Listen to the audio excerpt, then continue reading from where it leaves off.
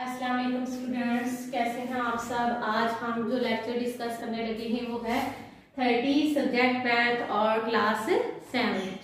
Question हमारा रहेगा था 4.3 का क्वेश्चन नंबर 2। एक्सरसाइज जो हमने 4.3 स्टार्ट की थी उसका क्वेश्चन नंबर 2 रहता था, वो हम सॉल्व करेंगे और इसके साथ ही रिव्यू एक्सरसाइज को भी देख लेंगे। क्वेश्चन नंबर 2 में है सिंप्लीफाई द फॉलोइंग। क्वेश्चन को सिंप्लीफाई करना है।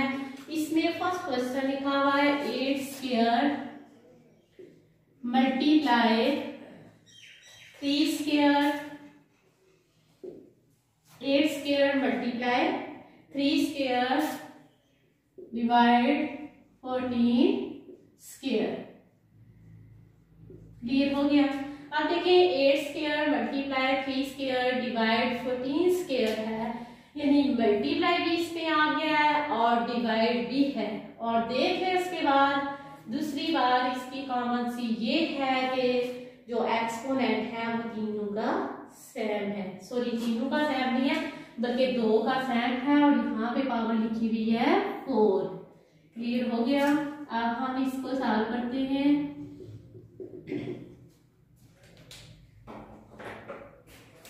8 स्क्वायर है ना multiply 3 square by 14 whole exponent 4। ये तो हमने ओवर की फॉर्म में लिख दिया। आप जो स्क्वायर वगैरह है वो हम खत्म करेंगे। 8 स्क्वायर है तो सिंप्लीफिकेशन करते हुए हम इन दोनों को आपस में मल्टीप्लाई कर देंगे, यानी लिखेंगे 8 मल्टीप्लाई 8, फिर 3 multiply 3 by 14 multiply 14 multiply 14 multiply 14। Clear हो गया। अब आप देखें यहाँ ये फ्रैक्शन फॉर्म में है, ओवर की फॉर्म में वैल्यू लिखी हुई है, तो अगर हम इसे रिड्यूस करना चाहें तो कर सकते हैं। देखें 2 4 are 8, 2 7 are 14, 2 4 are 8, 2 7 are 14। Clear हो गया। नेक्स्ट देखें 2 2 are 4, 2 7 are 14, ये भी 2 2 are 4 and 2 7 are 14। क्लियर। यहाँ पे हमारे पास जो वैल्यू बची है वो है 2 multiply 2, 3 multiply 3 by 7 multiply 7, 7 multiply 7।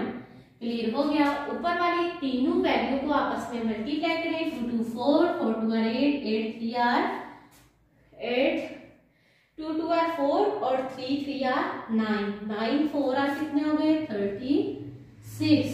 7 को जब हम 4 टाइम मल्टीप्लाई करेंगे तो हमारे पास सोल्यूशन आ जाएगा 2401, यानी 36 बाय 2401। ये था फर्स्ट क्वेश्चन इसका। अब इसका जो सेकंड है वो भी इसी के साथ मिलता जुलता है, बहुत आसान सा है। यानी इसमें बेस जो है वो बताई गई है 10, तो उसके मुताबिक आप इसे सॉल्व कर लेना है। अब इसमें एक नेगेटिव साइन वाला मैं आपको बता देती हूँ। पार्ट नंबर 5, पार्ट नंबर 5 में लिखा हुआ है x multiply 1 by x y whole exponent minus z। ये हमारे पास एक क्वेश्चन है। अब देखिए x को जब हम 1 से मल्टीप्लाई करेंगे x हो जाएगा x y whole exponent minus z। Clear हो गया। अब आप देखो x, ये x आपस में कैंसिल हो सकते थे अगर इसकी पावर माइनस z ना होती। ठीक है। अब माइनस z इसकी पावर तो नहीं है, लेकिन देखें हम कैसे इसको सॉल्व करेंगे। ये नेगेटिव है तो इसको उठा के ऊपर ले जाएंगे जब हम, तो ये पॉजिटिव में हो जाएगा x multiply x y whole exponent z। इसलिए हम इसे उठा के यहाँ ऊपर ले गए नोमिनेटर में, इसके यहाँ पे नेगेटिव साइन आ गया।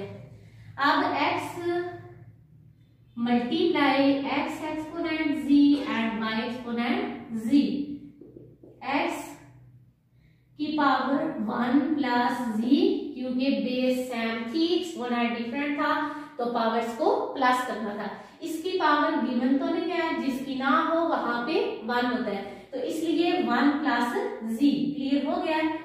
y एक्सपोनेंट जी, आंसर हमारे पास आ गया x एक्सपोनेंट 1 प्लस जी, y एक्सपोनेंट जी। उसके बाद है एक और क्वेश्चन करवाती हूँ, इसमें लिखा हुआ है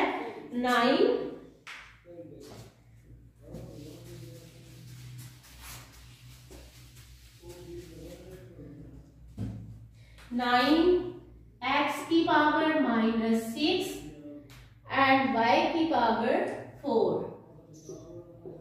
बाय y स्क्वायर।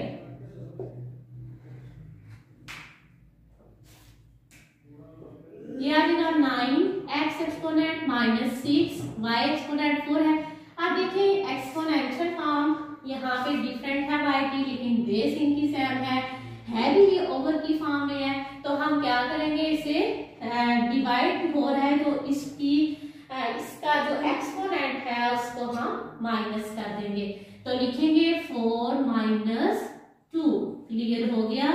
देखिए 9x exponent -6 y exponent 4 - 2, answer आ जाएगा 9 एक्सपोनेंट -6 y एक्सपोनेंट 2, यानी 4 - 2 करें तो आंसर आ जाता है 2। अब यहाँ लिखने में आपको ये पता चल रहा है कि जो x का एक्सपोनेंट है वो नेगेटिव में है, तो नेगेटिव को पॉजिटिव में कन्वर्ट करने के लिए हम इसे फ्रैक्शन फॉर्म में लिख देंगे। इस तरह लिखेंगे 9y स्क्वायर बाय x की पावर 6। हम x की पावर 6 जो है इसे डिनोमिनेटर में ले गए। क्लियर हो गया? उसके बाद है लास्ट वाला question, x exponent 1 by x exponent 1 multiply y exponent 0। ये भी एक क्वेश्चन है। अब मैंने स्टार्ट में जो प्रीवियस लेक्चर डिस्कस किया था उसमें मैंने बताया था कि अगर किसी भी नंबर की पावर 0 हो तो वो इक्वल 1 के होता है। अब देखो यहाँ पे 0 आ गया यानी y एक्सपोनेंट 0, तो y एक्सपोनेंट 0 इक्वल किसके होगा? 1 के होगा। तो ये तो हमारा खत्म हो गया, यहाँ पे y की वैल्यू खत्म होगी क्योंकि वहां पे 1 आ गया। जस्ट हमारे पास बचा x। वेरिएबल्स आर सेम और इसमें देख लो पावर भी सेम है, तो हम क्या करेंगे, हम तो वही फॉर्मूला अपनाएंगे ना जिसमें बेस है वो पावर डिफरेंट है, माइनस कर देंगे। 1 - 1 आ जाएगा मल्टीप्लाई y एक्सपोनेंट 0, x की पावर 0 y की पावर 0। x की पावर 0 इक्वल किसके है? 1 के, और y की पावर 0 इक्वल किसके है? ये भी 1 के है, क्योंकि किसी भी नंबर की पावर अगर 0 आए तो वो इक्वल 1 के होती है। आंसर हमारा आ गया यहाँ पे 1। समझ आ गई? उसके बाद देखें रिव्यू एक्सरसाइज में क्वेश्चन गिवन है, identify base and exponent from the following. हमने पहचान बतानी है कि इसमें बेस क्या है, एक्सपोनेंट क्या है। ठीक है, ये क्वेश्चन क्लियर करना है। बेस, अब जैसा कि पार्ट नंबर ए है तो इसमें लिखा हुआ है a exponent n, a is a base and n is a exponent। 100 square, 100 is the base and 2 is exponent। उसके बाद है 7 - 7 by 9 5 square, -7 by 9 is base and 56 is the exponent। Choose the right answer। a exponent 5 multiply a exponent 2। देखें base same आ गई है तो multiply में powers को plus करते हैं, तो सी वाला ऑप्शन हमारा करेक्ट होगा, a एक्सपोनेंट 5 + 2 वाला। ठीक है, उसके बाद देखें 4/3 एक्सपोनेंट 6 मल्टीप्लाई 4/3 एक्सपोनेंट 2। ये भी जैसा हमारा फर्स्ट वाला क्वेश्चन है सेम उसी तरह है, हम इनकी पावर्स को प्लस करेंगे तो आंसर आ जाएगा 8।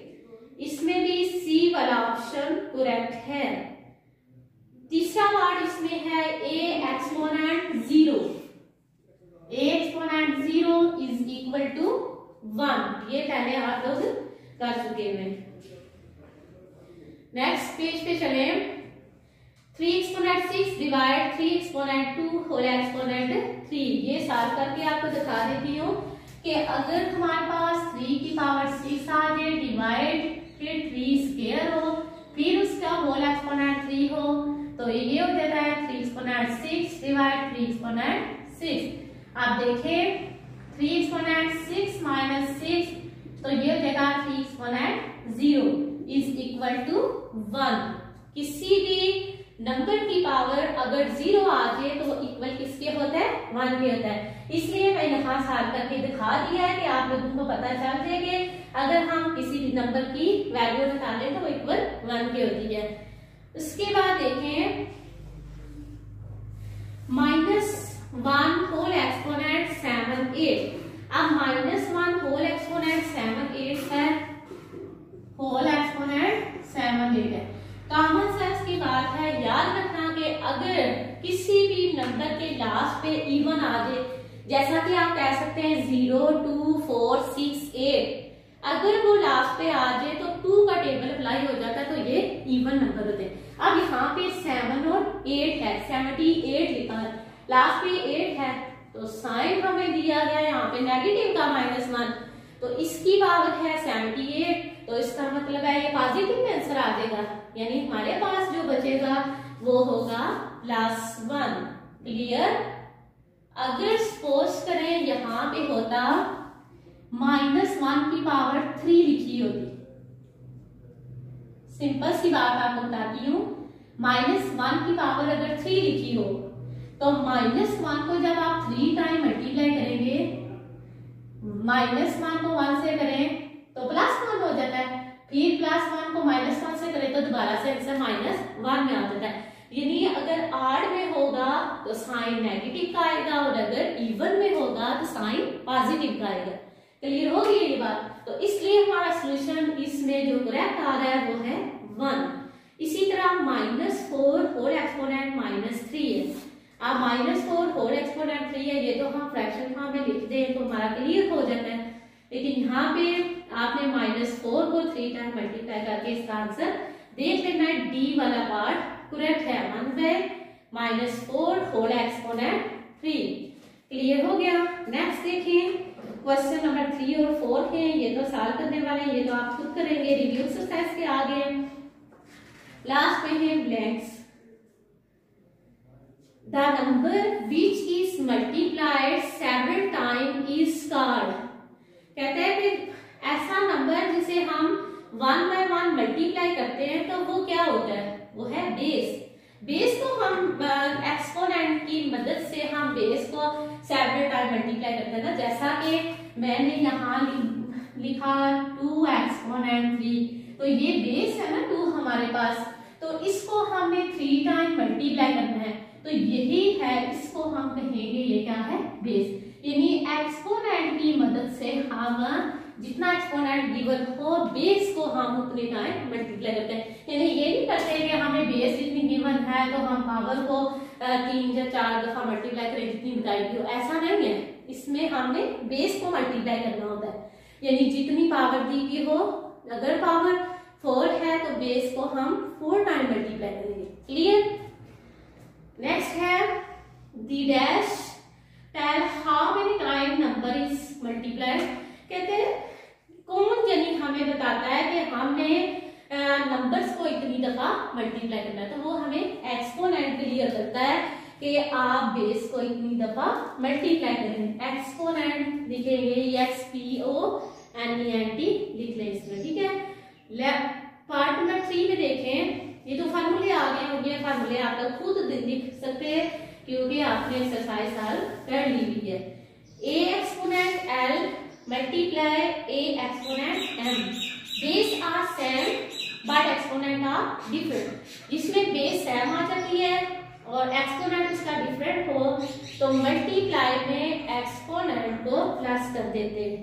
इसी तरह अगर डिवाइड में बेस सेम हो और उसकी जो पावर है वो डिफरेंट हो तो हम उसे माइनस करते हैं। इसमें आ जाएगा x माइनस एक्स वाई, यानी a exponent x minus x y. अब इसका पार्ट नंबर 5 है, इसमें कोई मिस्टेक थी आप इसको रहने दें। उसके बाद वी आई पार्ट है 1/2 7/4, इसे आप इसी तरह ही लिख देंगे। इसको हम मजीद आसान नहीं कर सकते, अगर नेगेटिव साइन होता तो पॉजिटिव में कन्वर्ट करने के लिए हम इसे सिंगल फॉर्म में लिख सकते थे। अब उससे नेक्स्ट है हमारा पार्ट नंबर 7 -8 एक्सपोनेंट 5।